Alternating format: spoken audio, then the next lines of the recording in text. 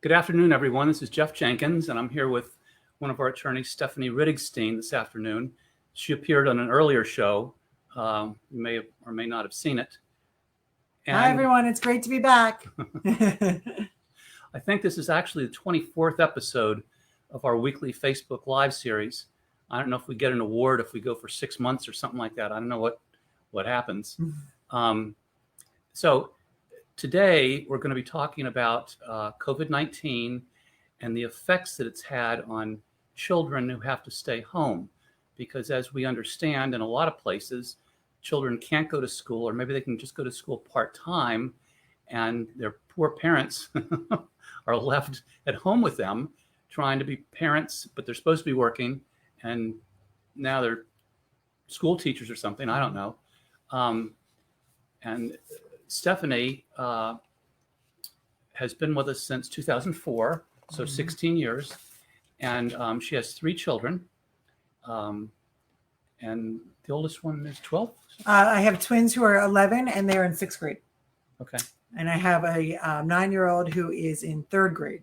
We are in the thick of school, or lack thereof. Okay, great. And Stephanie's husband's an attorney, and so, but for some reason, if anything has to be done with the boys, Stephanie ends up doing it all the time.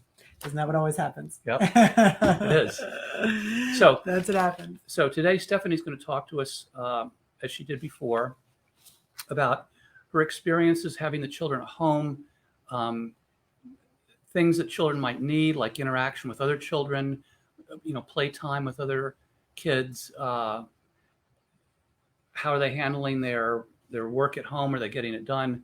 Are they sitting there listening to the computer or fooling around? What can you do? So, Stephanie, do you want? Yeah, well, I think last time I was here, my kids were supposed to be going back to school part-time, and they were supposed to go back on a hybrid schedule. About a week before school started, we were notified that our school would actually be 100% virtual through November 9th. We're close to November 9th, and we are anxiously awaiting a word that we are definitely, right now there's plans that they're going back, but until November 9th, I won't know for sure. Okay. But so my kids have been home 100% virtual learning from school. There have been a lot of, it's been great, and there's been a lot of challenges at the same time. I think that when we went virtual in March, it was complete shock to all the teachers, the schools, everything. No one knew what to do, how to do it. Since March, now when the school year started in September, unfortunately, like I said, we're all virtual now. I think the teachers have done an amazing job. They've really been able to pivot and do 100% online learning where it's effective. They have do lessons. It's live. The kids are engaged. They're able to talk to their teachers through the live chats that they're doing. And I think in that regard, it's great. So you think the teachers are doing better? I think the teachers are doing a great job. I think it's really challenging. And I think the problem is the job never ends because they have to keep recreating how they're going to teach every day. And they have to post a lot on their classroom. It's either Google Classroom or whatever they use. And then they're always having live chats. And there's problems that come with that. Of course, there's Wi-Fi problems. There's broadband problems. There's just a lot of technological problems. Fortunately, my kids, that has not been our problem. We've not had any technological problems. I think that in the beginning, if there were any, I think a lot of those kinks have really been worked out through the school. So that's been one thing that's been, we don't have to worry about that. In the beginning, my kids had a full day. They were going from 8 to 3 or 9 to 3:30 at home, full class load. And they were engaged as if they would be for a full day of school if they went to school, which made it a lot easier for me to do my job because I was able to focus knowing that they were doing what they were supposed to be doing. They were where they were supposed to be. They were occupied until 3 o'clock. About a month ago, they actually changed our school again to end at 1 o'clock. A lot of people believed that there was too much screen time for the children being on until 3:30. So what they did was they took away a lot of the breaks, and now they kind of go straight through. Now the challenges that come are the kids are done school at 1 o'clock. Being done at 1 o'clock and being done at 3 and 3:30 is a huge difference. Right. For a structure, in the home. Now every day I feel is summer vacation in the afternoon. 1 o'clock comes, they're done school. They don't have any homework. Kids feel that way. Anyway. For sure. We have football games in my front yard. We have friends over. We have snacks. It's great for them. It's just not the typical school year. It's just there's nothing that's typical about it. I think that once 1 o'clock comes, they're done. They have no focus anymore. They don't want to do any more schoolwork, and it makes the afternoons much more challenging. Mm-hmm. I think a few ways people have combated the problem of not having enough school is they've created pods. Mm-hmm. So maybe they go to one We friend's talked house. about those a little bit Yep. last time. And a lot of people are doing them. So what it is, it's a pod with similar age kids. They might have a teacher, or they may not. They might have a babysitter or a teacher who can help them in the afternoons. And they go from house to house, or they stay in one house, 3 or 4 kids, maybe once or twice a week. And it gives them somewhere to go. And it's a safe place where the kids have all not being quarantined together, but it's the same kids over and over. So they're not being exposed. And you've been doing that lately with the boys. We didn't do it because we had school until 3. So we were really covered. Lately, one of my sons has a play group every Thursday from like 3 to 5. And Mhm. that's been great to keep him occupied in the afternoon. My biggest concern is getting them physical activity. Mhm. I'm really big on encouraging them to go outside. As long as the weather's good, they need to get some physical activity, whether that be, like I said, playing football in the front yard, riding their bikes. My older boys just started middle school and they did cross country. Uh-huh. Never ran before in their life, but I thought it was great. It was a great opportunity for them to get out, meet the kids in their class, and give them some physical activity at the same time. Right. You could have them chase the new puppy around. I know. Wait, the puppy doesn't know how to walk around the block, so that's what we did. Yeah. And we said it's good physical activity, anything to get them going. I mean, right now, PE is in my home. Like they have to use a yoga mat and they have to follow a YouTube video. It's just not the same as getting out of your house, going to school, doing Right. the PE class, even just walking from class to class. Here, I'm sure my kids, like many other kids, they get up, they come downstairs with 5 minutes to spare before school starts. Mhm. Half of them are probably in their pajamas, and they sit in the same chair from 8 until 1. Mm. And it's just not good for anybody to do that. No. So we're Yeah. trying to really make sure that they stay active, either through things in the community where they've had rec tennis lessons or anything that was outside. I was going to ask, do they do anything with other children sports-wise? I mean, they're missing out on whatever Yeah. types of sports they were doing at the school. You Right. said they ran Cross cross-country. country. But that ended. It was I 3 or know. 4 weeks. My granddaughter plays soccer. Right. Um, So what what do do they you do? So I felt really strongly. I really waited to sign up for any rec activities through my town because I was nervous it was going to get canceled as they did in the spring.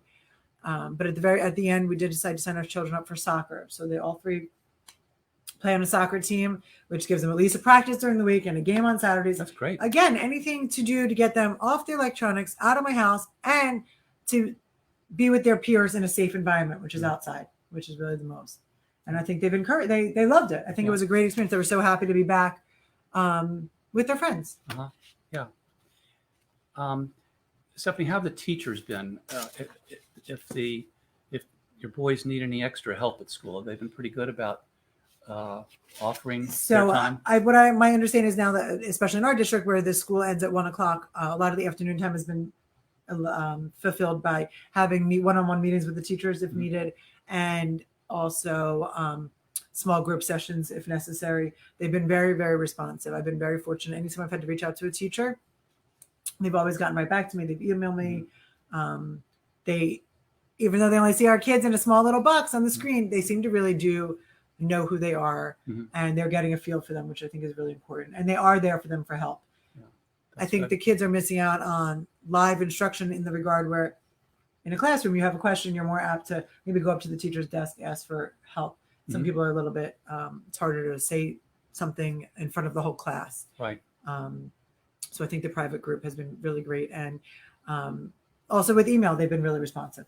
Mhm. So I think that's been a really nice thing. And I commend the teachers because it's really, as challenging as it is for us parents at home, it's very challenging for the teachers to recreate how they teach. Yeah.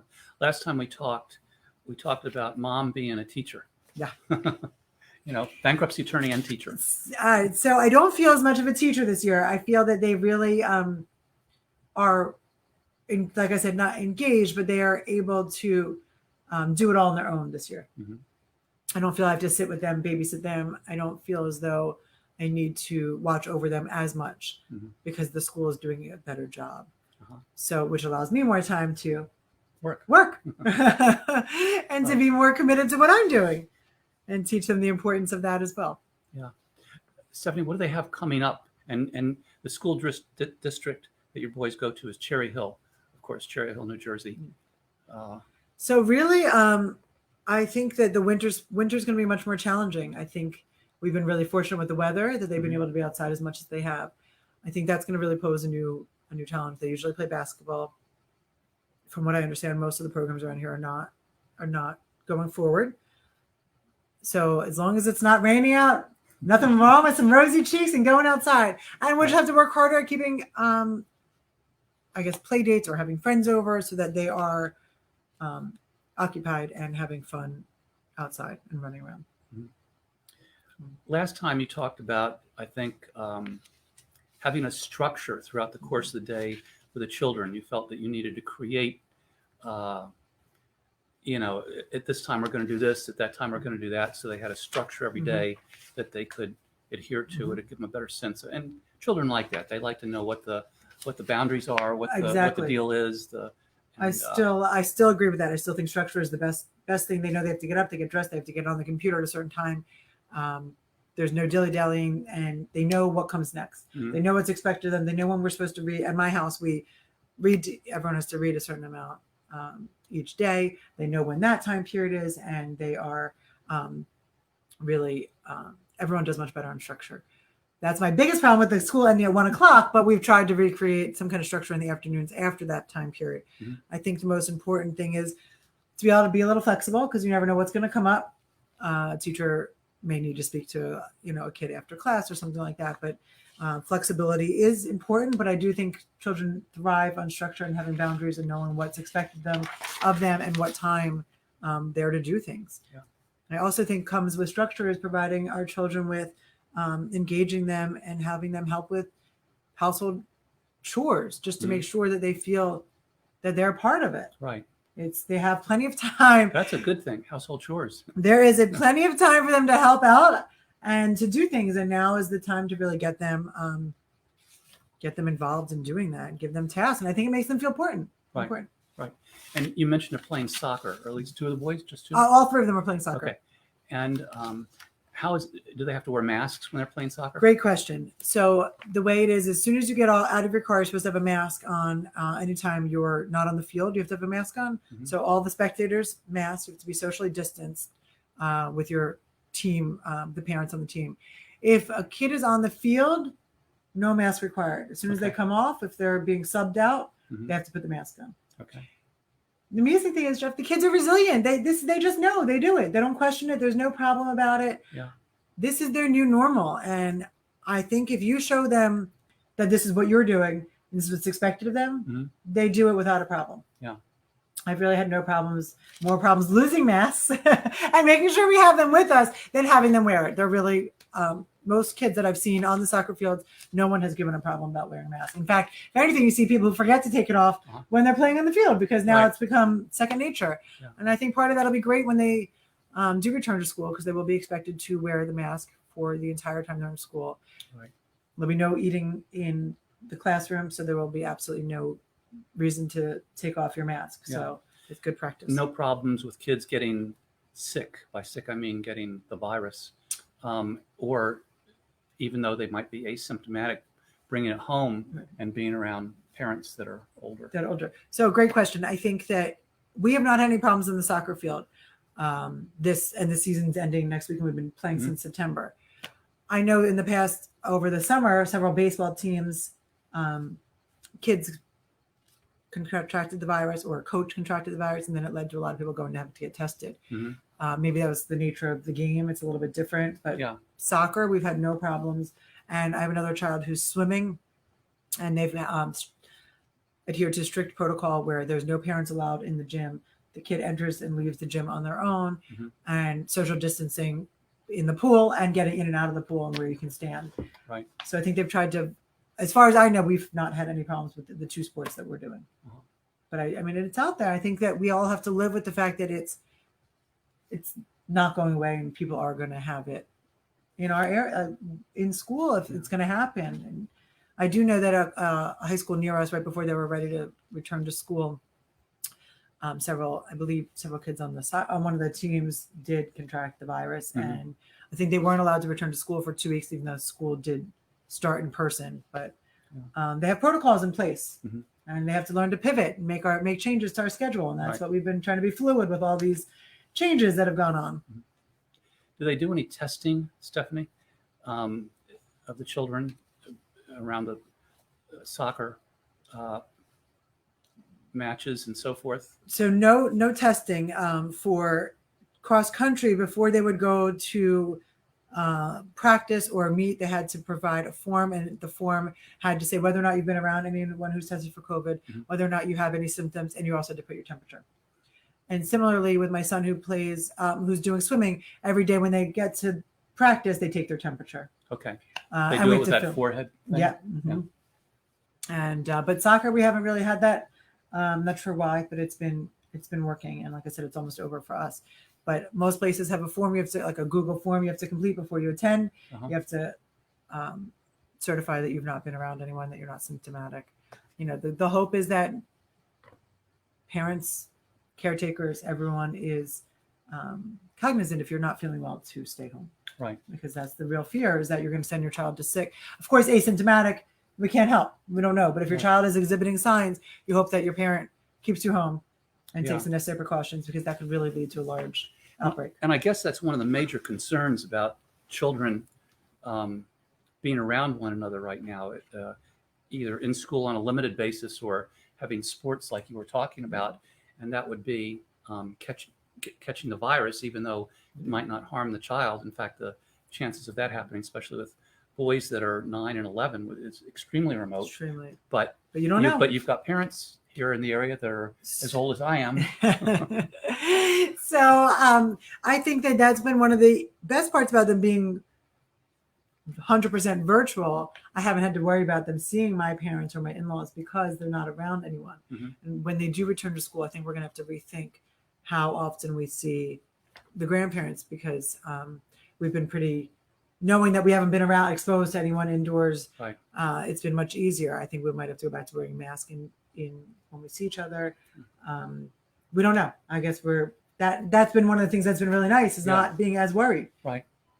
What does Cherry Hill have in store for the near future? Are they going to start having them go back to school? So beginning November 9th, they're supposed to go back to school in a hybrid status. So what our district is doing is the school is 100% remote on Mondays. Then there's two cohorts, cohort A and a cohort B. Half the kids. Sounds like the Roman legion. Yeah, or something. right. Half the kids will go on Wednesday and Friday, and half the kids That's will probably go. from all the Italians in Cherry Hill. They got that in there. The other half goes Tuesday and Thursday. Again, only a half day, so they're only there from 8 to 12:30 or 9 to 1, depending on what school you're in. And high school has a different schedule altogether. Mhm. And from what I understand, the class sizes, because the classes are split in half, and there's still a percentage that have chosen to remain virtual 100%. I believe the class sizes are going to be less than 12 kids. So I think that, and so there is plenty of room to social distance in that classroom with the desks. Right. With the class that's set for 25 kids, when you only have half, I think there should be plenty of space for everyone to social distance. Uh-huh. But beginning November 9th, we are supposed to go back, and we're, fingers crossed, anxiously awaiting that day. Just to get, I think the most important is the kids are missing socialization. Exactly. And that is Yeah. really what I've tried to continue by having my kids maintain their friendships over the summer and now play with other and play with children. other children, because without socialization, it's very lonely for them, and you don't want that Yeah. to lead. That can lead to childhood depression Mhm. and all these other.